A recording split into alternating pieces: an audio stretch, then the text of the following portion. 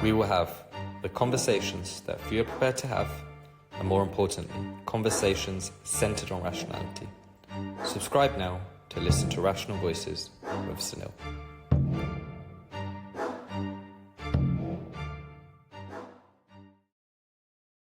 Amazing to have you on the show, Kezia. For the listeners who don't know who you are and what you've done, it'd be great to get a brief overview into the life of Kezia.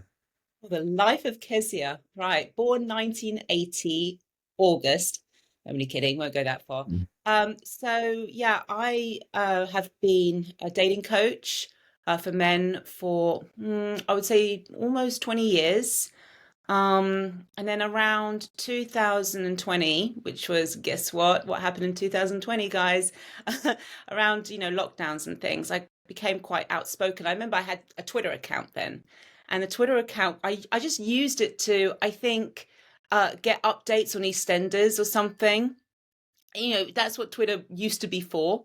And then I started using it as a way to express my frustration with what I felt the government was doing to us, locking us in. I didn't think, and I still don't think COVID's that bad.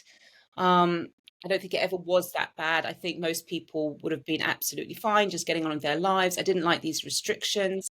And so I spoke out on X, and I was kind of talking to myself, I felt like, because I only had like 7,000 followers or something.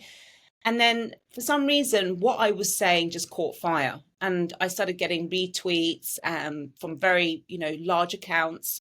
I had people contacting me, famous people, wanting to have me on their podcast to talk about it further. And they were interested in also in the dating stuff. It's sort of like all mixed in, that they wanted to hear my dating advice.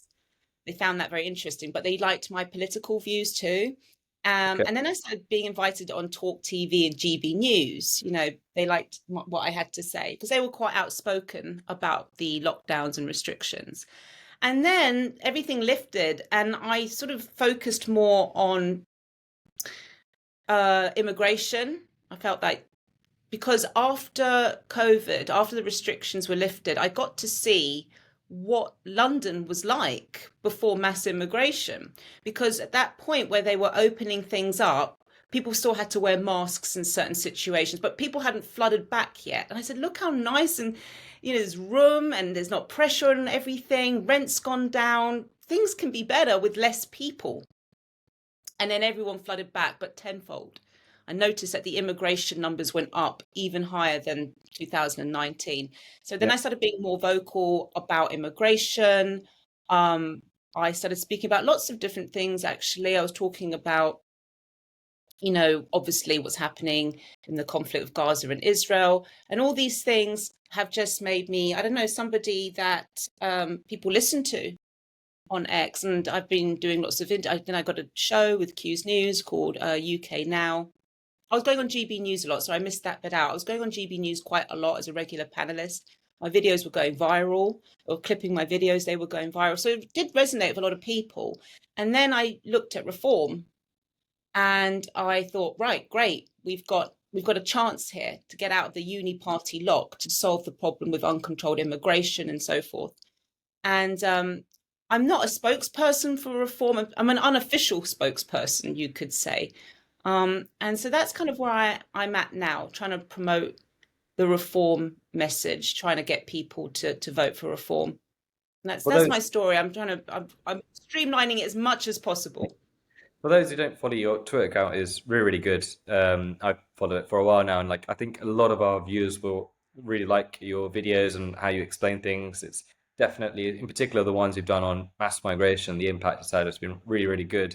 I mean, how, when you started talking about it in 2020, were you worried about your business, the dating stuff? You mean, was I worried about what I was saying would get me into trouble? Yeah. No, because it was too big. What happened to us in COVID wasn't just like a small, like old tax rises or something where it's kind of manageable. They were talking about closing down society. I didn't take the vaccine, for the COVID vaccine, and I was coming under a lot of pressure to take it. I was, first of all, not allowed to travel.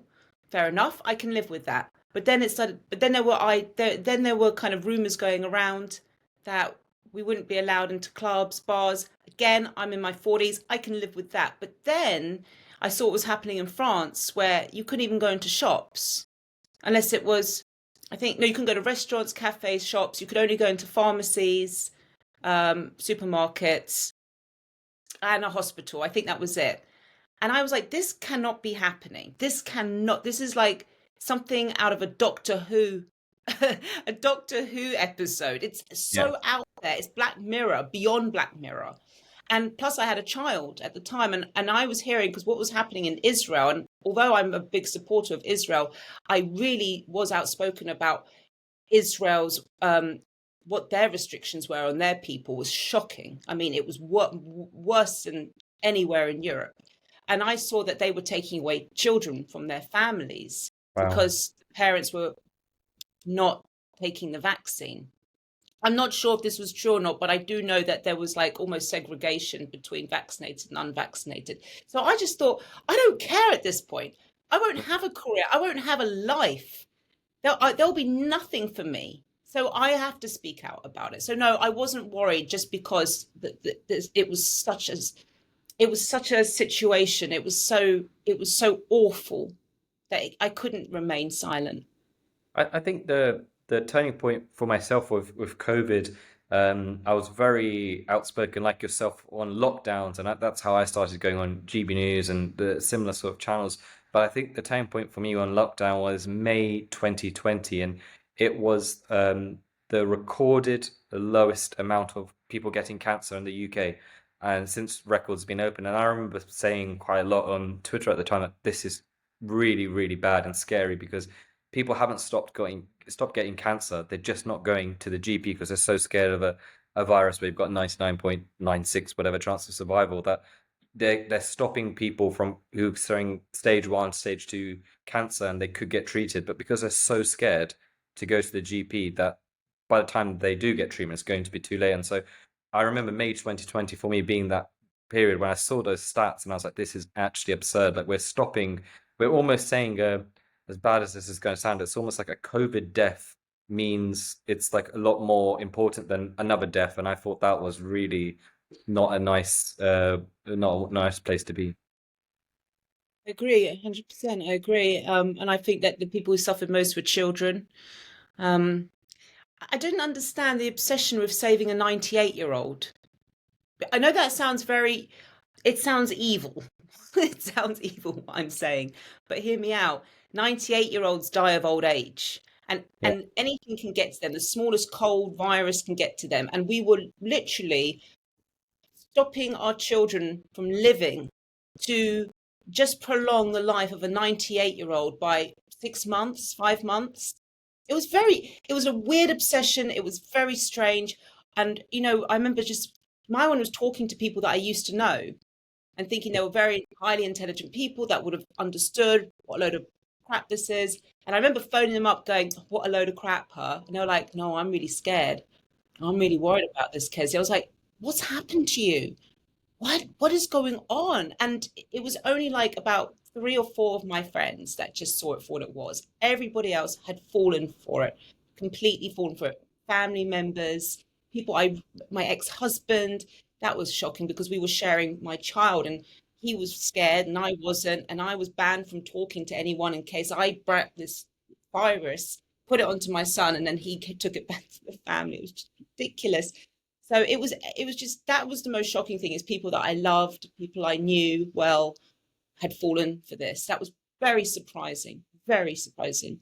And I think it's scary because I always presume like if you said 2020 that a UK government, you would take stay at home, you had to comply. I always would have thought that there'd be a massive resistance. If you asked me in 2017 or whatever, I'd be like, there's no way the UK people would, whether it's Boris Johnson, Keir Starmer, whoever, Rishi Sunak, if they tell you to stay at home and you have to stay at home, you give away your civil liberties, I would have said 100% British people will not put up with it. There's no way they would accept that. But what really made me sad was everyone just complied and no one even, or very few people, unlike yourself and very few people actually came out and said, wait a minute, like, why are we actually getting locked down? Like, what's the reason behind this? Because a country can't just be run on health. Like, it has to be economically well. You have to think about the children, education, all this stuff. It's not just health. Like, there are other things that go on in a country, and I think that was really, really sad. That surprised me too. I remember thinking, I don't think teenage boys and young men are going to stay in their house, but they did. Young men, they were frightened as much as old people were. Um, I was so surprised. I said, oh, no, no, you imagine a 21-year-old man or a 19-year-old kid staying in his house. He'll be walking out. He's not going to follow these rules. And I just couldn't believe how many did. And a lot of it was because of all the distractions we have now, all the home entertainment, Netflix, TikTok, goodness knows how much people were just inhaling TikTok on a daily basis.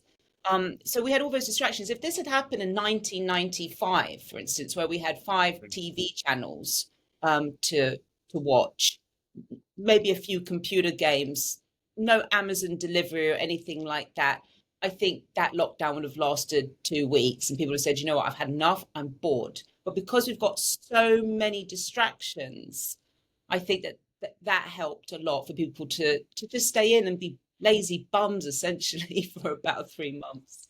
And for some of them, they were getting paid, right, because of furlough and all this other stuff. So they would have just absolutely loved it. But I want to go back on your point on the 98-year-olds because I I don't think it's a It sounds controversial. heartless. I know it No, sounds hard.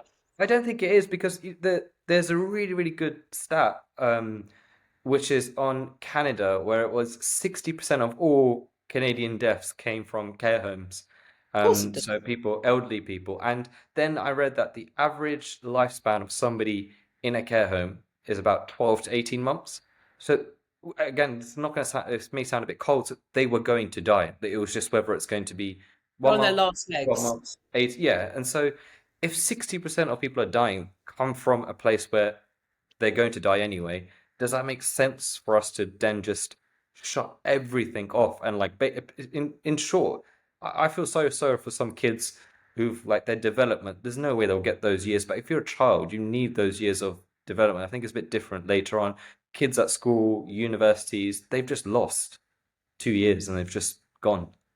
Yeah, I feel particularly sorry for those people at the best years of their life. That kind of, I remember going to secondary school. It was a big deal going to secondary school. You were excited, you were scared. And imagine having all these stupid COVID restrictions with it, where people have to be 1 foot away from each other, and people were acting weird with each other. They didn't want to invite each other to their houses still. That took time to come back.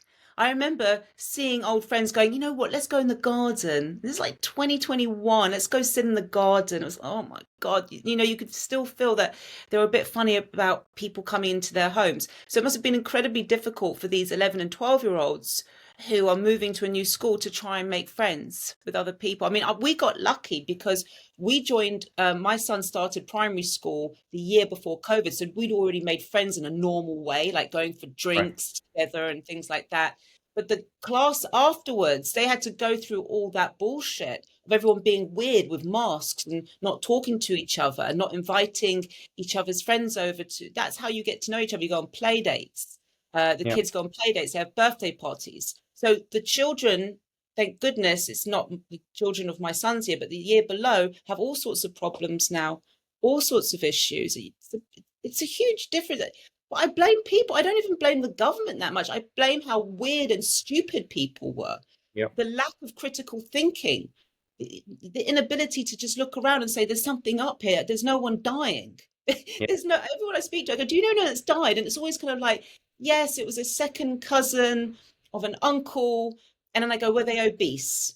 Yes, they were obese. Okay, were they old? Yeah, it was either old or obese and or maybe had an underlying illness. But we could have always shielded those people. That's what you do in when there's a terrible virus. You shield the vulnerable and you Yeah. let the healthy go on and work and let things continue and become immune to it. That's how we always dealt with viruses. When did we start looking at China for solutions? Yeah. When did that happen? I And didn't it's vote that. I'm the same as you. I think like the people thing really does.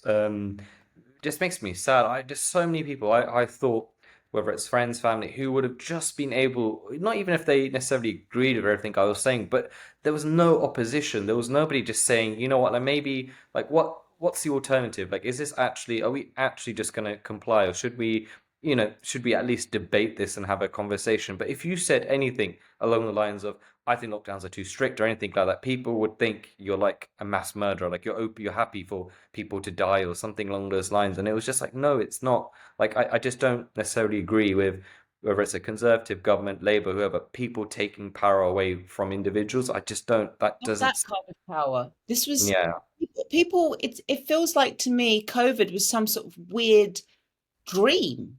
yeah, When you actually sit down and say, no, we weren't allowed to sit on park benches, it was like became a criminal offense.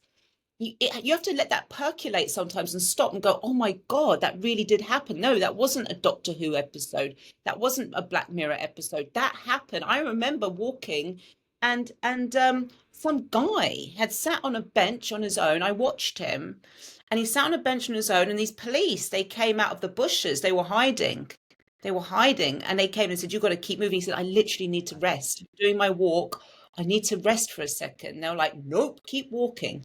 It was yeah, unbelievable. I went out a lot because I had a child, and you're allowed to, with a child, you can kind of get away with a lot more hours going out. You say, oh, I'm walking my child. They were, to be honest, quite lenient. They never came up to me saying, where are you going or anything, because they saw he was about 5 years old at the time. But people on their own without kids, oh my, they will stop. Like, what are you doing out? How long have you been out for? I remember people hiding. I was in Battersea Park and there was this hill. And I was like saying to my son, let's go over the hill. And there was all these people like hiding behind the hill. Like they kept looking like that to see if the police were coming. When I came, it was like, okay, it's fine. It's not the police. I was like, my God, I can't live like this. I It's did you real. It's real.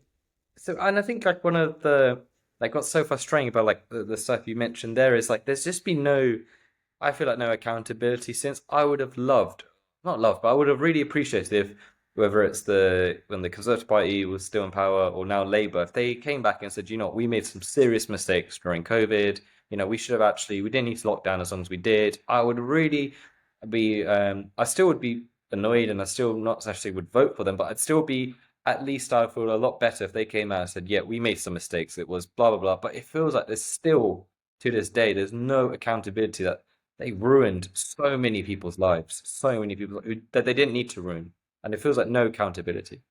We're on the same page here. Is that one of the reasons? I think this is what leads me on to my next point. Is that one of the reasons you are on team reform? Yeah, I thought Reform handled it quite well. I mean, what I liked about Reform is that when they were putting to it was the COVID passes, that was it. There was a vote for COVID passes, and all the MPs who were Reform, this is before Reform, but I checked the MPs who became Reform had voted against having COVID passes. I felt Right. that was very important. But the main thing is, for me, Reform's message about immigration. Um, I think Reform speak for a lot of people, and the more people I speak to, the more I can see that Reform will be the next party in government. What what attracted you to reform in the first place? Because there's obviously so many Brits who feel the exact same way about you. That's why they're polling the way they are. What was the first, if you like, the first or kind of main attraction to reform? Is it the policies on mass migration? Is that the main thing that initially Yeah. got you hooked?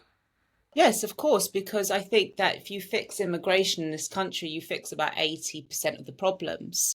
I put so much down to immigration.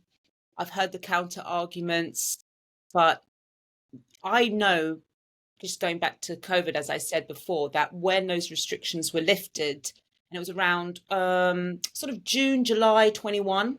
So there was just a few restrictions in, but things were basically open. I just remember thinking, this is how London used to be. This is how it used to be. You could walk down the street. It wasn't crowds of people. Rent had come down massively. Demand on things as schools were more empty. A lot of people had gone away. It just felt like a moment in time where that's how I remember life before mass immigration. London's always had immigrants living there. It's always been a cosmopolitan city. But this is now, I mean, when I walk out I walk out my house, I do not hear English anymore. People can speak English, but they choose not to. I don't want to live in this kind of weird bubble where I don't understand all the people around me. It feels Yeah, very isolated. When I go out, and people think, oh, this is really not important, Kezia, there's bigger things. Of course there are. But there is something about going into a place where I can hear the people around me, what they're talking about. I'm not definitely. eavesdropping, I'm not listening in, but there's an isolation you feel when everyone's speaking different languages around you. But that's honestly bottom of my list of concerns. That's just one thing I just decided, to bring up for this conversation. The pressure it's putting on housing is number one. It's critical. Yeah, It's critical because there's no way that housing market, excuse me, can correct itself if you just keep shoveling people into the country. You can't. If the demand keeps going up. So I had on my show these property experts on, and one of them said, immigration doesn't have a lot to do with house prices. He said because a lot of them are renting, they're not buying, but that has a ripple effect. So if you're coming to this country and you've got more and more people saying, I want to rent, that puts the landlords in a pretty good position. They can put up the rent because the demand is high. Now, what happens is a lot of people say, I can't afford this rent, so I've got to buy something. So that puts pressure. They move to go and buy something. So it does put pressure. And not just that, a lot of these migrants who are coming over particularly from third world countries, will share a room with four other people. So yeah, that landlord is getting their rent. They're getting their rent no matter what. But the fact that they're happy to be five in a room, but somebody that's brought up in a first world country is like, I don't want to live like that. I don't want to pay that and have yeah, to live with four other people in a room. So immigration also brings down our standards of living. It brings down our expectations. If you look at when I was growing up, so I was born in 1980. So I'm thinking about my future. I was a bit later than most because between you and me, I was a bit of I was a waste of space really until I was 26. I was just a good for nothing, so to right. speak. I suddenly became very ambitious and very successful around 26. But I was kind of like looking at options, let's say about 21 years old. Where am I going to live? What kind of life do I want to have? And I just felt like there was all these possibilities. That's like 2001. House prices were going up, but they were reasonable. I had a job where I could afford rent. I mean, I left home at 18 years old, and I was paying rent, and I had a flat share with another girl. People in central London, people can't do that now. They can't get a flat share with another girl, with another person, just two of them, a nice flat share in central London on very low wages, which I was on. I just had an office job. I wasn't making much money. Yeah, So I had all these possibilities and dreams ahead of me that the generation now don't have. And it is because of immigration. So some people will say, but if you keep building and building enough houses, then that will rebalance itself. You'd have to build a lot of houses. You'd have to build a lot of houses. And a lot of houses are being built. So if you go down to the southeast, you go down to the coastal areas, it's non-stop building houses. There's not a space left to build. Like every time I go there, I'm like, there was a field there because I spent a lot of time there. My family lived there. I'm like, there was a field there. It's like now it's a huge housing estate. So they are building.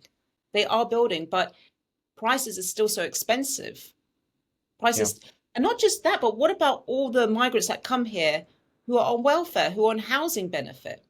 That mm, also puts up prices because now, as you know, with the likes of Serco, a lot of these HMOs are taking in migrants, pushing out people who are renting and putting migrants in because Serco, the government, pay all their rent. They know the rent's going to be on time and they pay it in advance for 2 to 3 years.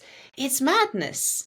It feels like they're doing everything they can, this government, to work against our future generation, to make things as difficult for them as possible, to take away their hope. And this Yeah. is very serious. If you take hope away from people, that's when it all collapses. That's when society collapses. You've got to give them hope. What they're giving them is bread and circus. They're giving them TikTok, they're giving them Netflix, they're giving them all this stuff to keep them entertained. Yeah. But they're taking away their hope. And that's Yeah. why I think we need reform. I think reform will restore that hope. Well, I think that your points on immigration are 100% valid, and I think it feels like most people are seeing the impacts, or at least they are definitely feeling it now. And I think Of course. London's a great example. I don't recognize London anymore of like what that country is. It is that city is. It is just crazy. To see the change in demographic, the change in values, the change in principles. I don't think anyone who's born in the UK can really identify with, in particular, London. I think all the big cities, Birmingham, Manchester, these are not, in my opinion, UK cities. Like it's not, they don't represent the values. Sorry for Great. interrupting. You know, Birmingham is now sectarian. Yeah, yeah, yeah, yeah. You've got Muslim councillors there calling the shots, dictating to our government who should come in. Where's a no-go area for a certain group of people? This is Birmingham. It's been hijacked, this city. It's been completely hijacked. And it's crazy because on that specific Birmingham issues, so I don't know how much of a football fan you are, but this Saturday, Sunday, all the fixtures they kneeled, the players kneeled randomly, they kneeled for diversity, equity, whatever, this weekend, and it was against racism was the main thing, and there was lots of no room for racism campaigns, all this stuff on Saturday, Sunday. 2 days earlier, Jewish Israeli fans weren't allowed to go into a football stadium. And then 2 days later, they're talking about campaigning against racism when there was clear racism on Thursday that just literally happened 2 days ago. And it just seems They so don't consider bizarre.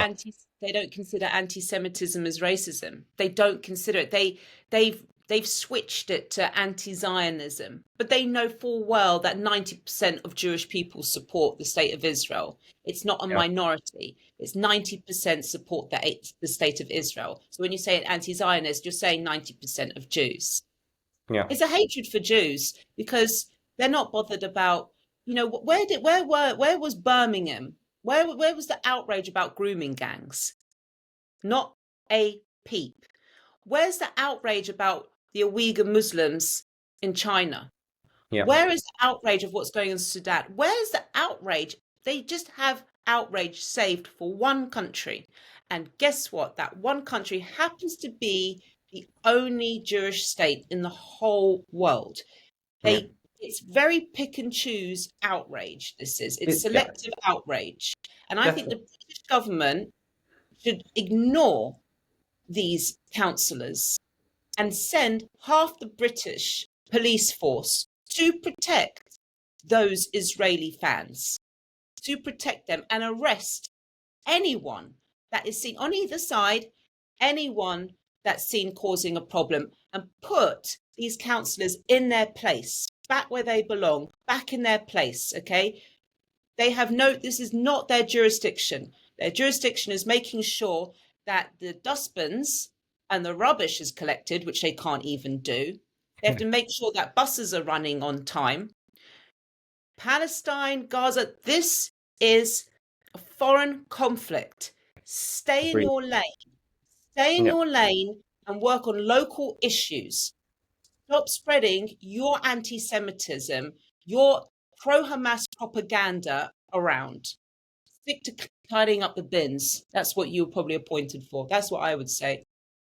And like the thing is with some of these counselors is I think the hatred towards Jewish people. I've talked about this quite a lot. I think in the UK that almost the issue with Jewish people, and I think it's similar with some Hindu people in the UK as well, is in that they're minorities, but they're very successful minorities. So they don't Mhm. want handouts. They don't. A lot of them don't believe in diversity, equity stuff. They've all been successful in their own right.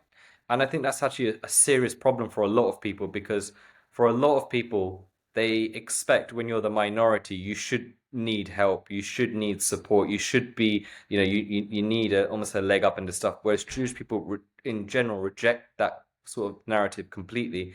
And I think because they're so successful as a group of people, I'm massively generalizing, but just Jews in particular, and I think that's where a lot of the envy, jealousy, which then translates later on into outright racism towards them, because they're just this minority that's actually successful. Whereas we're taught every day on the news that every minority needs help, everyone they have so many issues and so much blah blah, and they almost reject that narrative. And I think it translates into something really vile, which is what's in happening in the UK now. I always see the stats on, I think per capita, the group of people who are most racially abused is Jewish people by far, like per capita, and like it will never, we'll never talk about it ever.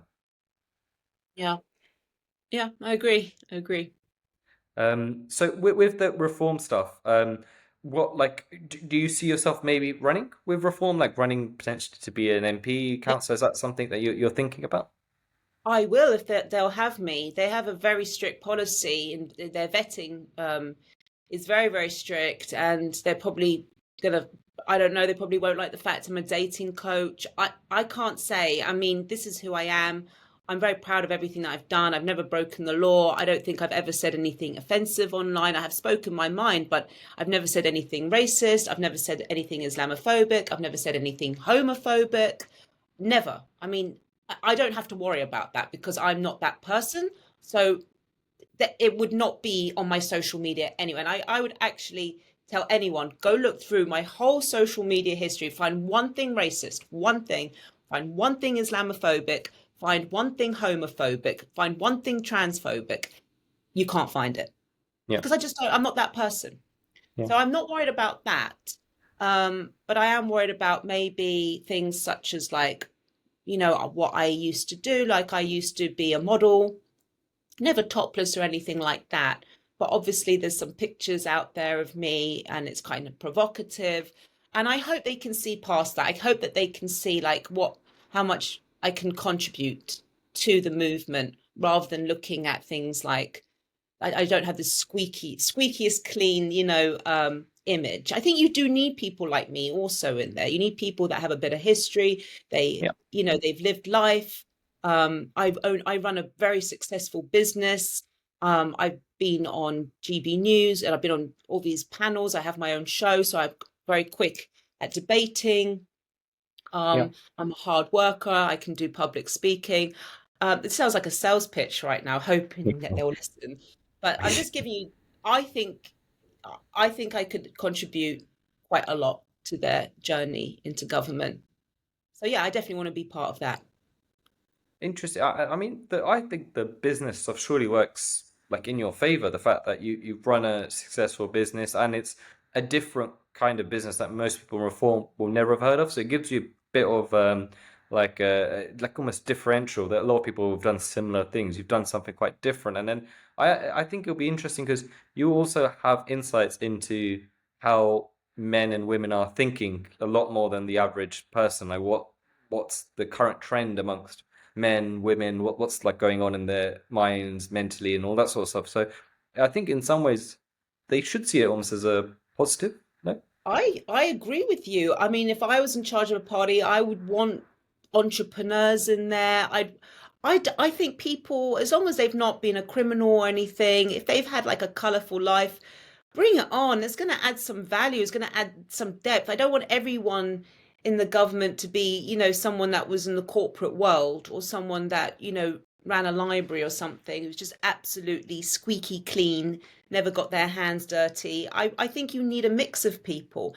And yes, it's more about the fact that I've built up that company on my own. So I understand what it means to sort of reinstall those um, entrepreneurial hopes and how to encourage people to start their own business from scratch. I've got that experience, that knowledge, and I think that can help. I think that can help the party. I think it can help because reform is very much about reinstalling that entrepreneurship mentality. Um, lowering corporation tax, restoring hope in young people. Also, I learned a lot about marketing, copywriting. So all these things are just useful in their own way, to help contribute to reform's journey into government. Actually, Definitely. already, by the way, I'm campaign manager for the local reform branch in my area. I'm Okay. organising speaking events. I'm speaking at the event on November the 17th with Layla Cunningham. Um, so I'm already hands on. I'm already hands on and trying to make things happen. But also, I have a big social media following. Like, I announced that I was voting reform. I became a reform member, so I announced I voted reform in 2024, and I just all I had was like a picture of my voting card, and that Yeah. went viral. And then I said that I've actually become a reform member, and that got like 400,000 views, just like Wow. that tweet alone. And I said, look, I know I'm going to lose some followers because, I like Rupert Lowe, I like Ben Habib, I like them, and I like everything that they have to say. I'm just not going to put my name down for their party because they're not going to get in. It's a wasted vote. And although some people were like, traitor, they said to me, and the reform are just like Tories in turquoise, I've heard all that before. And they left. I actually gained probably about 3,000 followers from, other reform members and voters.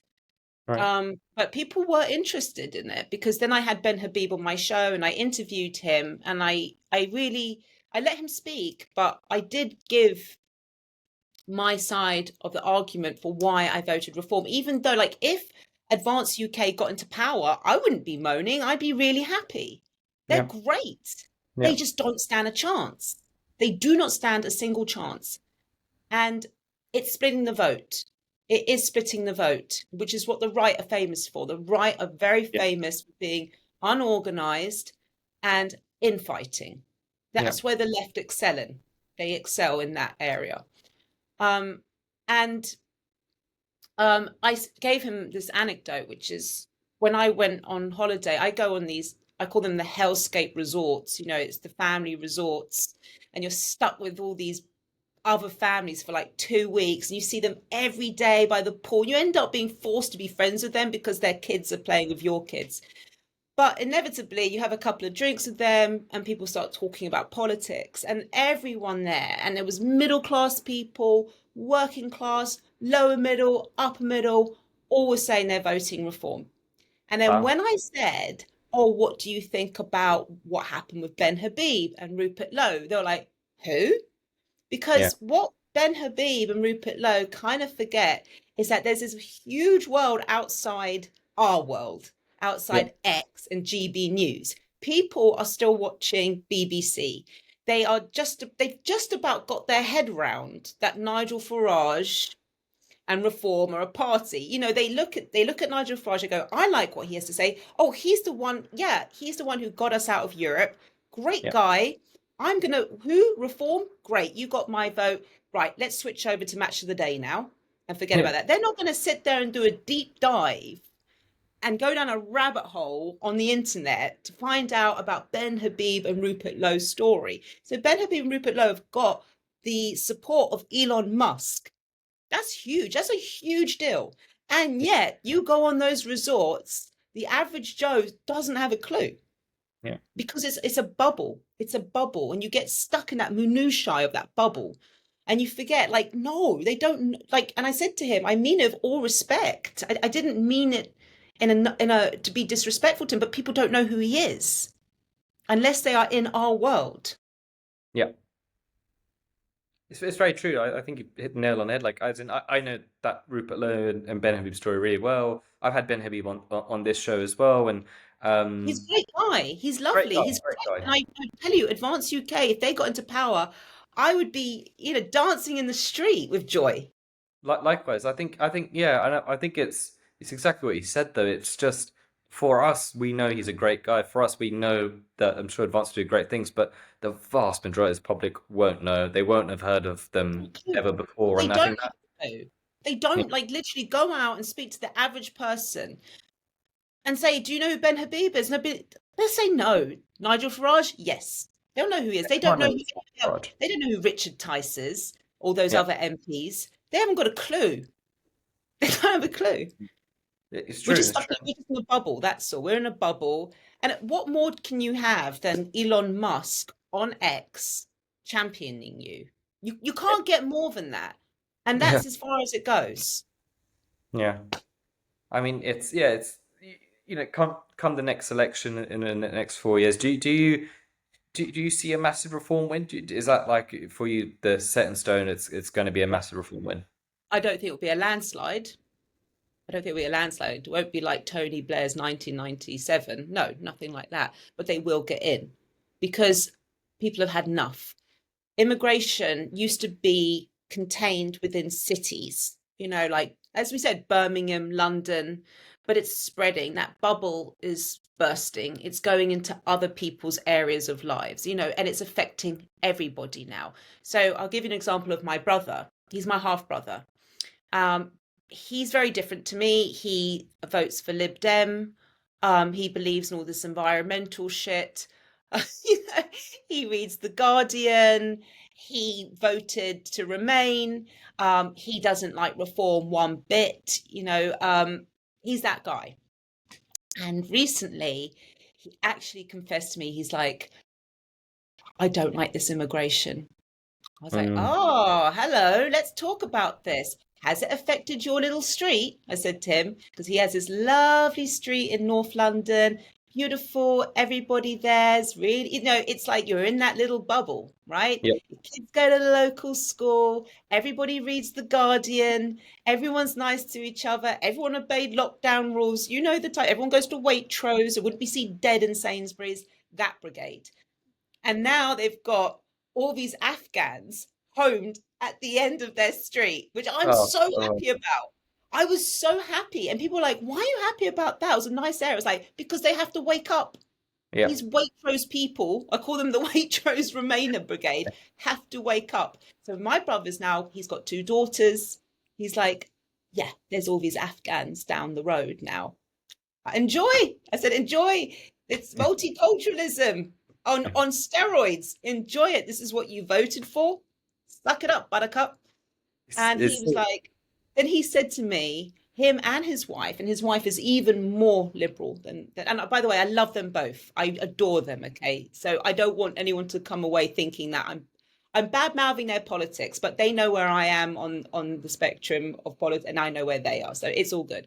But even she's like, reformer getting in, reformer getting in next time, because she was like looking at it going, people are feeling it now. Even though she might say, I'm not going to vote them, she knows that she's hearing it from her own group of people, even. There's only so long you can stay in a bubble. There's only so long until it spills over into your little bubble, into your area. I live in one of the wealthiest parts of London. I now have stabbings outside my house. 5 years ago, never happened outside my house. My son's like, why are the police outside our house? I live in such a nice area. You have like people who come to my square because it's a square of a garden. They're like, wow, it's like old Victorian houses with pillars, and everyone's got a Range Rover. I mean, it's so nice. And there's stabbings in that square.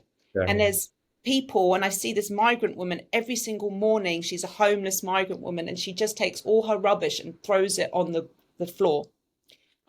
There's now HMOs there. So one of the buildings, I just said, who are those guys standing outside? Now, this is another thing that immigration is doing, especially with migrants, and especially men from the, okay, is there's a lot of milling around of men just hanging about, not going anywhere, smoking, looking at their phones when they should be out working. And that's what I've noticed in this house. Is like there's all these men sitting around on the doorstep, not going anywhere, not doing anything. Not And when you go to outside of London, you don't see that. So when I said I go to West Sussex a lot, you see men in the daytime going for their lunch, and that's it, and going back. On the weekends, you see them walking their dogs with their family, whatever, playing football. But in the weekday, you haven't got men just milling around. They go to work, they go to lunch, they come back. You'll see them at the pub at lunchtime. That's about it. yeah. But In London, I'm just saying, you always saw women around in the daytime. You always saw that. But you didn't Yeah. see men. And the thing that's okay, this is a lot of people don't believe this, okay? But this is really true. It's two stories. I used to go to this park, this local park near me, because I do steps every day. So I do like I go around twice this park. It's a very small park. And I've been not assaulted, but I've had people come up to me, unhinged men come up to me and threaten me, and you know, be very unhinged around me. Let's put it that way. And one of the time it was with my son. We were walking through the park, and this person was just going insane. And he just said, "Please don't ever walk in this park on your own again, Mum." It was just so awful for my son to have to. Like, I would never have said that to my mum in the 80s when I don't walk in that park. Then went to the local library where there's a kids section. It's a huge kids section, and there was a migrant man in there, and he saw me and he was staring at me, and I could feel him staring at me in a very sexual way, and then he started masturbating. What the hell? So I ran, I took my son, I said, "We're getting out of here." And he was like, my son was panicking, going, I couldn't tell him, obviously, because you Yeah, can't yeah, tell a 10-year-old about something like that. So I said, no, no. I said, I've forgotten something, the oven's on at the house. I made up something, I was running. And he kept seeing me look behind. And he's not a stupid kid. He's like, okay, who are you running from? yeah, And I was like, you know what? I just think there was someone in there that was pickpocketing. I made that up. Okay, I yeah, got away with that. But my goodness. And then I went to the library next day. I said, I'm sorry, but you've got all these migrant men hanging around libraries now. And this happened to me. Obviously, no one steps into my rescue at all, obviously. And they said, well, if they're not breaking the law, we can't throw them out. It's a public library. So I was like, well, that is indecent exposure. That is. But um, because no one saw it, nothing gets done. And he was totally mental, this guy. So you've got there at the library now, just all these migrant guys, not women, all men, yeah, sort of sitting around using the computers for free, lining up to use the toilet. Now they've put out tea and coffee makers, so they're all getting their free tea and coffee. And it's just kids. Now, I'm not saying that they're doing anything to the kids. I'm not making that accusation, but something happened to me. Something happened to me. And I just don't think it's appropriate for men to hang around kids, even if they're not bothering those kids. yeah. There's something not right about it. It's not a British Agreed. thing to do.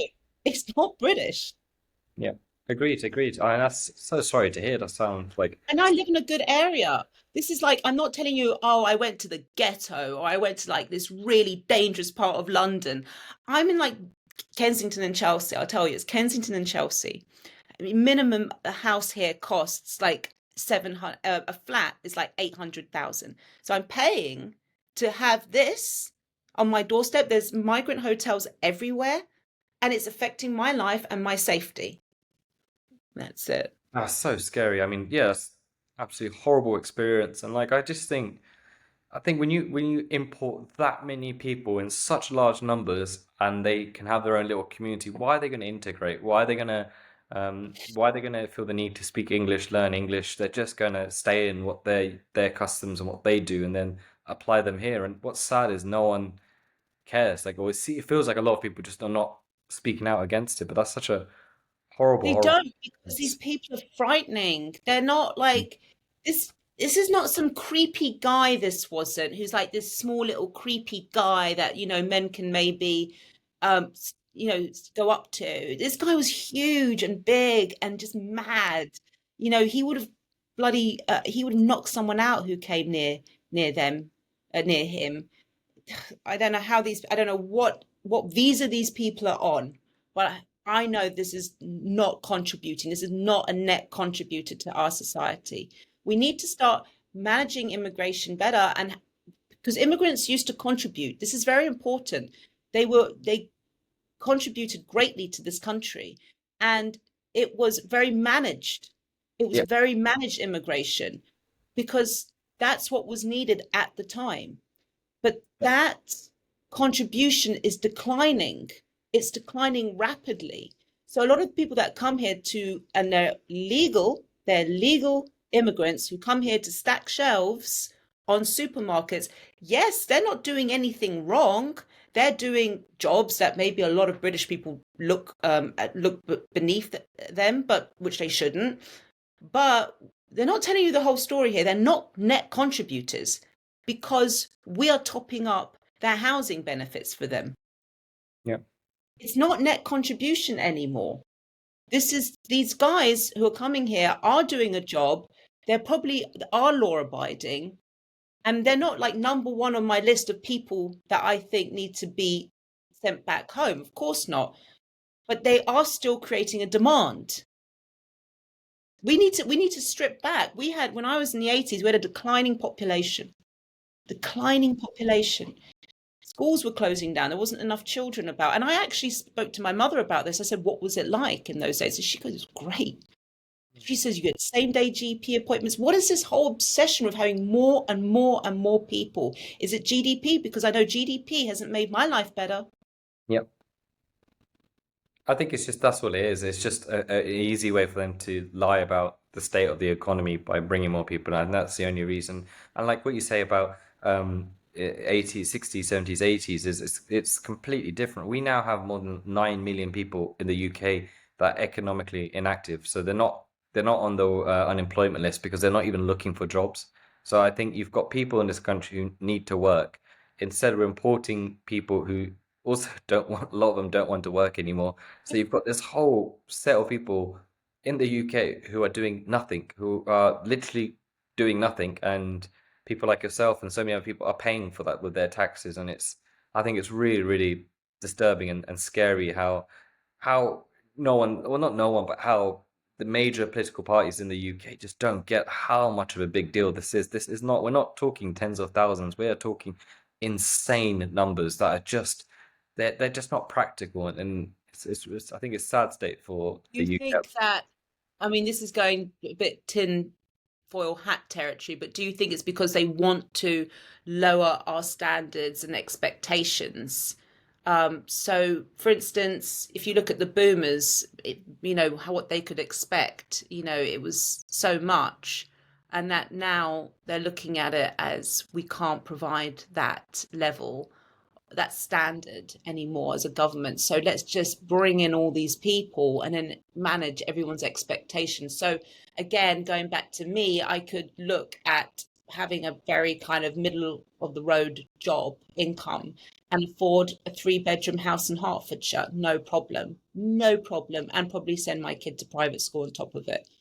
Yeah, And now somebody that would be earning a middle of the road income can't leave home. crazy. I think that there's an element. I think there's lots of. I think some of it is badly managed. You've got career politicians. You've got nobody like me. You need someone like me who's run a business, because I look all the time as, okay, what are we wasting money on? Yeah, Get rid of that, flush that out, cut that off straight away. And what's making us money? Which product is making us a lot of money? Which one of my coaches is doing well? Which one of my sales guy is making the most sales? And you just look at it almost like a business. yeah. Cut that off, that's not working. Cut this off, this is not working. And reward this, reward that, put more investment into this person or into that area of the business, because that is what is generating the wealth. That is what's helping the business to grow. This is like basic, beginner's guide to good business practice. Yeah, yeah, yeah. And I honestly look at the people in charge and I think they have no experience. No Definitely. experience. I mean, people, what's this whole thing? Oh, Boris Johnson. Boris Johnson was an intellectual, but he was an idiot. He was an intellectual. So, yes, you could talk to him about Greek mythology, 19th century German poetry, but the man had no common sense and he had no backbone. He had no will and he had no interest in making this country better. I would rather have someone who is thick as shit, who doesn't know anything about the high arts, who doesn't know anything, who left school at 15 years old, but has common sense and has the will to make this country better. I would rather that person any day of the week. I mean, you just what you said that you look at the current Labour cabinet, not a single one of them has run a business. Not a single one of them has done practically anything for the economy, and that is absolutely crazy. They are supposed to run our country, yet they've never run anything themselves. So how on earth are they going to make decisions that are going to be good for our country, or know what decisions to make if they've never had to make serious decisions in their own professional careers, and now they're running the country? I think it's so scary. It's our money. It's not their money. It's easy. That's our money. Everything we're putting it in there, and it's just being wasted Yeah, because it's our money. It doesn't matter. It doesn't matter. So when they say our money, it's not. It's my money. It's your money. It's not the government's money. It's our money. I'm watching it getting wasted. I want to see my money go towards, yes, the healthcare, and I want it to go towards education. Number one, by the way, I want to see it go towards the army, our yeah, police forces, our emergency services. That's where my money should be going. It agreed. should not be going on housing migrants. It should not be going on housing people who don't want to work because they have a mild case of ADHD. Yeah, agreed. That's my final thoughts on that. It's amazing speaking to you. I wish we could carry on going further. We have like a closing tradition on the show that I always ask the guests, which is No. for an unpopular opinion that you have that you think should be popular. So it can be anything we just discussed in the last hour or so, or it can be completely trivial. Um, Oh, but yeah, an unpopular opinion that you have that you think should be popular. oh my goodness. Can you give me an example? Okay, so Give me an example of what someone else said. a few weeks ago, we had somebody say about how much they hate sourdough bread. They think it's like the worst bread in the world. We've had people say how kids, like having kids is amazing and more people should have kids. Uh, Oh, okay. so like it's a very broad like stuff. And I've had people say about similar stuff that we've talked about that you know, having controlled migration is the most important thing. It shouldn't be controversial to All say. right. Well, we've done But that. yeah. So I would say um, boys and girls should be separated at school. Unpopular opinion. Oh, Very, interesting. I think girls are better off being in girls' schools and boys are better off in boys' schools. And I think that's because it's very unfair to compare both of them, behavior wise, and what boys need and what girls need. So if you send your son to an all boys school, they are catered for boys. They know Mm, boys have energy, they know the better way to discipline boys. They're comparing them to other boys rather than girls who generally are better, well, are more well behaved, have less energy. And also, look, by the way, can we please put aside this whole exception to the rule because it's there are exceptions to the rule. We all know it, but it makes up like 5-10%. So there's just mm. no point in bringing that up. Um, and I, for instance, my son, like this is what they do at schools now. If your son is naughty, they or hyperactive in the class, which boys are, they ban them from playtime. I don't think there's anything more stupid than that was their way of getting out that energy. Yeah, That's yeah. the outlet. And then they come back. Now you can give them a punishment. I'm not saying little boys shouldn't be punished. They should, as should little girls. There's discipline. They have to understand um, boundaries. They have to understand when they've gone too far. But it should be something like doing lines or something like that, or having to maybe stay in for not stay, but you can't really. You've got detention after school. It has to be something where it doesn't restrict their outlet for energy. Yeah. Okay, because it's just stupid because you've got a kid who's sitting there who's hyperactive. You've said no because you threw a rubber at somebody or whatever it was, or threw a pencil. You're now not allowed to get out all that energy. And what's going to happen? They're going to cause more problems in the class. So I Yeah. think things like boys' schools address that. They understand that more clearly, that boys need that outlet. There's more sport. Boys express themselves differently. Boys express themselves through humor, which I think actually should be encouraged to a certain Yep. point. So yeah, okay, I'm going off on one here. I do see the pros for why boys and girls should learn together. I do. It gets them ready for real life, having to deal with each other. I have taken that on board, but I think if I think ultimately it's better for girls and boys to be separated at school. How long till? So are you saying it's primary school, secondary school, both? 16, both. Yeah. 16. Oh, interesting. Nursery, I think is fine. Nurse, I think up to about 6 years old, it's fine. I think they're Okay. pretty much the same, boys and girls, and their behavior. No, actually younger. I remember going to little girls' birthday parties and little boys' birthday parties. It's a very, very different experience. It's funny because all the parents of the little girls stop inviting the boys to the birthday Right. parties. And they're like, they come to us, to boy mums, and they're like, look, we're really sorry. We love your kid, but we can't handle boys at the birthday parties. I'm like, listen, I get it. I totally get it. They come along and they destroy the party. Yeah. It becomes a football match essentially. Yeah. So there are, and I noticed that from 5 years old. When they were younger, it was manageable. 5 years old, something changes. They're very different, boys and girls. Neither better or worse, just different. Oh, that's a good way to end the chat. It's been amazing speaking to you, and yeah, thank you so much for your time. Thank you. Thank you for having me. I really enjoyed it.